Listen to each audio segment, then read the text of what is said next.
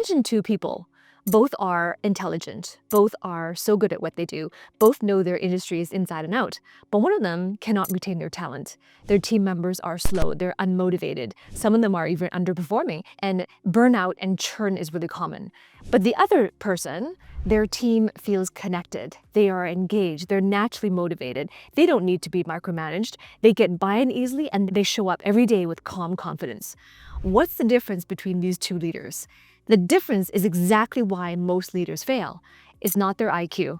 It's not their resume even. It's one thing. It's their emotional intelligence. And EQ is one of the most important advantages that you will have as a leader in 2025. It's not optional. It's your greatest advantage. In this video, I'm going to talk about exactly how you can use emotional intelligence to lead effectively and lead authentically without sacrificing your principles. And I'm also going to share with you some really strong leadership principles that you can thrive as a leader. And here's why EQ is your greatest advantage in 2025. The first reason is because hybrid and remote work are leading to greater disconnection. Let's face it, in this day and age, after COVID and all those lockdowns, a lot of the workforce is still remote. Remote teams are becoming more and more popular and more desirable. A lot of organizations have hybrid in terms of in-person and remote and virtual assistance as well. And as a result of that, it's sometimes very difficult to meet people in person. And sometimes you're working with teams that you've never met in person and maybe is not in the works to meet them in person. And as a result of that, disconnection between people are greater than it was before when there was no choice but to commute to an office. The second reason why EQ is important in 2025 is because AI and automations are replacing more and more technical skills faster than ever before. And as a result of this, what does this all mean? AI, hybrid work, automation, what does this all mean? It means that technical skills are no longer enough. And the leaders that win, those ones that really do thrive, those ones that really do rise to the top and have the greatest impact and influence, those leaders are the ones who are able to leverage their emotional intelligence. In other words, technical skills aren't enough, but being able to understand what drives your team, being able to understand your own emotions, being able to build trust, being able to speak to inspire, being able to connect with people from human to human, no matter in person or not. These are the skills that are going to help you to thrive and to become great leaders in 2025. Now I'll share with you 3 leadership principles that can transform how you lead. Principle 1 is this: self-awareness and inner leadership. I always tell my clients that in order for you to be able to effectively lead other people, you must be able to lead yourself first. And this is a principle. And how can you lead yourself first? It is by developing self-awareness and inner leadership. A client that I once coached really desired to step up in her next level of leadership. She was already leading teams and she was already leading projects and she had already established success in her career path. And so she was next in line for the VP level role in her company. And a lot of her senior executives were supporting her in terms of her transition. So she was really, in her department, she was next in line. And as a result of that, she was given more and more visible opportunities, and this included opportunities to speak in front of the boardroom, in front of key stakeholders, and also to speak in front of more of her senior peers as well, in terms of sharing her ideas and her insights. And there was a crisis within the company, and it involved the company needing to restructure her department, and it also involved layoffs as well. And you can imagine this was an emotional time for not just for her, but for many people in that organization. And in one critical meeting, there was a decision that was being made, and she let her emotions, the emotional aspect of it really got to her, and she said something that she regretted. And as a result of that, just one comment that she regretted, as a result of that, they were having second decisions in terms of her lineage to that VP decision. And it was really a difficult position to be in, right? So think about it. Have you ever had a moment where you said something and later on, only to regret it later on? And we've all had that. We've all had that moment, as we're all human and we are all emotional beings. And as human beings, we feel the full range of human emotions. But ask yourself, what if you could know in advance what was going to happen in the moment that you were feeling it? What if you could know in advance and then you could do something about it? Wouldn't that change the game for you? Like, Think about it, a moment where that happened. And now looking back on it, hindsight is 2020, you realize that if only you had known in advance that this is what's going to happen and this is how you would react, that you could do something about it now through self-awareness, and then you would make a different choice in that moment. Right? We all wish that we could have second chances. So then this is why inner leadership and self-awareness is really important. I mean, if you think about it, your organization, the company in which you work, is not always going to be the way that it is. Things are constantly changing. The marketplace is constantly changing. The business environment is constantly changing. And as a result of that, if you desire to be a leader, it's not possible to only lead in one way. And people talk about this all the time. Well, how should I lead? What's the appropriate leadership style? And that's why it's so important. The way that you lead, it's wise to change the way that you lead depending on the stage of your company. For example, let's say that in your company right now, just like the example I gave earlier with my client, let's say right now your company was undergoing a crisis, not by any fault of their own, like not by your CEO's fault, but just there was something changing in the marketplace. And as a result of that, your company, and therefore many companies in your industry, were having a crisis. Now, in a crisis situation, that's the stage that your company is in, is the crisis stage. Can you see how being able to lead the way that maybe you were successful before in terms of getting buy-in and gaining consensus in your whole boardroom, your stakeholder consensus, can you see how that process is too slow in a crisis? In a crisis situation, we need someone who can give direction, tell it as it is, and say, okay, this is what we need to do right now. Because we're in a crisis, we need to move now. We need to move fast. So that's why it's important that you have that level of self-awareness. Because if you were not self-aware, you would not know, and you don't even know what you don't even know, the things that are holding you back from being able to show up the way that is required of you, depending on the stage of your business, what the business needs. So that's why when it comes to self-awareness and inner leadership, this is all about understanding your own motivations. Understanding, well, why is it that you do what that you do? Why is it that these things drive you? What is it that drives you? And why are those triggers for you? And most people coast by and they have no idea. They just react. They don't even think about it. And this is important because the lesser self-awareness you have, the more it will feel like everything's out of your control. The more as you desire to rise, as you desire greater opportunities, the more it will feel like that you can't do anything about it. The more it'll feel like it's constraining. The more it will feel like that it's based on luck. So this is why self-awareness and inner leadership is an important business principle just as much as it is a leadership principle. Those who truly understand themselves, they've already won half the battle.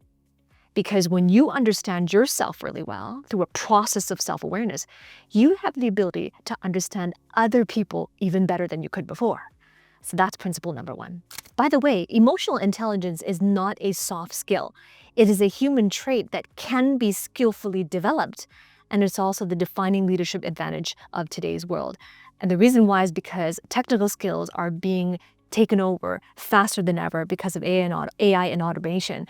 But people will always remember how you made them feel. So if you're listening to this and you desire to develop your own emotional intelligence because you desire to grow as a person, then look below this video in the description below. There are different options for you to work with me and different options for you to develop that trait and characteristic of emotional intelligence. If you desire greater support to work more closely with me, or if you desire to do it yourself and to have something self-study, all of those options are available to you below this video. So explore them. And if you need to, there are ways that you can reach out to my team to ask questions. Either way, I look forward to perhaps meeting with you and working with you on the inside. Principle number 2 to transform your leadership is this. It's leading others through trust and connection. There was a leader that I once coached who inherited her team. Now, have you been in this situation where you came into a company and you got promoted, or maybe you came into a new company, and as a result of that, you came in as a team leader. And so you didn't have a decision-making authority to hire this team, but you were given this team, right? So if that's you, this was what happened exactly to the leader that I once coached. And there was one person on the team that was the most senior person on that team as well. And this person was underperforming. And they had attitude, they got away with it, And they got away with it long before my client got there. Now, this is really important because if you have one person, just one person who is underperforming on your team, I guarantee everybody else who was a peer to that person, they knew it long before you did. And one person who is underperforming on your team is like a free radical. It can create as much as 80% of a reduction of effectiveness and productivity on the whole team. And this is exactly what happened. So she was struggling with this one team member who had more seniority than she did in the company, longer at that company than she was. And there was a struggle for a while. And she had positional authority as the boss of that person as well. So title authority. And it wasn't until when she was working with me that I helped her to realize that she was leading through her title, not through her EQ. That was really what made the difference. You see, when it comes to high EQ leaders, they lead not by their title, but they lead through understanding human behaviors, understanding how to build trust, and human connection. And this is really important. It's really channeling your empathy. So what is empathy? Let me offer you my definition of empathy. This is not the dictionary definition. This is my definition of empathy. Empathy is the art and the skill of connecting to our own experiences, tapping into our own experiences so that we can truly connect to someone else's experiences. What we end up doing is we let go of our own perspectives so that we can explore theirs. Now imagine if you do that, if you show up like that as a leader, this is a high EQ leader. What ends up happening is that you empower independent workers, so they don't need to micromanage them. You empower them to be independent workers by giving them this level of autonomy and helping them to set clear goals, communicating clear visions and missions and objectives as well. And they become independent workers that are inspired and motivated to be there because they desire to be there, because they see how it's helping them to trigger their own motivations and how it's aligned with their own values. So imagine high EQ leaders know how to do this well. They do this naturally, and it doesn't mean you don't have to sacrifice your principles in doing this. And in doing so, they can build a culture like this. Imagine if you're a leader and you're leading teams, if you can build this as a culture, independent workers who are naturally motivated to be there, who take their own ownership over their work, and you don't need to micromanage them because they have high performance. This is the culture you get to build if you come in as a high EQ leader. The other thing that high EQ leaders do, they don't lead by title, they lead by emotional intelligence. Another thing that they do is that they share leadership. So what does that mean? It means that high EQ leaders don't need to hold control. They don't need to be in control over people's time schedules, over people's decisions. They don't need to hold control over, hey, if I want something done, I better do it myself. They don't have that mentality. They don't have scarcity around that because they've empowered independent workers and they've empowered independent thinkers. And this is how you scale decision-making over a larger population, which is important if you desire to step up into higher leadership. You can't be the one who makes every decision from now onwards because some decisions that you're currently making are too tactical for you to be making, especially if you want to step up into higher leadership. So that's the second thing higher EQ leaders do. And the third thing that high EQ leaders do is that they build teams with complementary skill sets and complementary strengths. Now, let's face it. If you lead a team right now, regardless of whether or not you had decision-making authority over hiring those people or you inherited your teams, you're going to notice real quickly that no two people are exactly the same. No two people are motivated the same way. And no two people, even if they have similar qualifications and similar credentials at a university they went to together, the way that they utilize their skills and leverage their skills is going to be different. So high EQ leaders understand the human behavioral aspect of this from a deep perspective, and they're able to use that understanding to build teams that are complementary, which means, yes, it could mean that you're hiring teams with different strengths, so there's no overlap. It could mean that, and there's no competition, because if you give two people the exact same job description, there's going to be competition. So yes, it does mean that. But more importantly, on a deeper level, what it means is that complementary skill sets, also how they leverage those skills, is complementary. We're not here to create competition. The last thing you want is to build a team or have two team members who are working in the same team, but they're competing with each other. That also reduces effectiveness and productivity. That also produces disengagement within the team as well.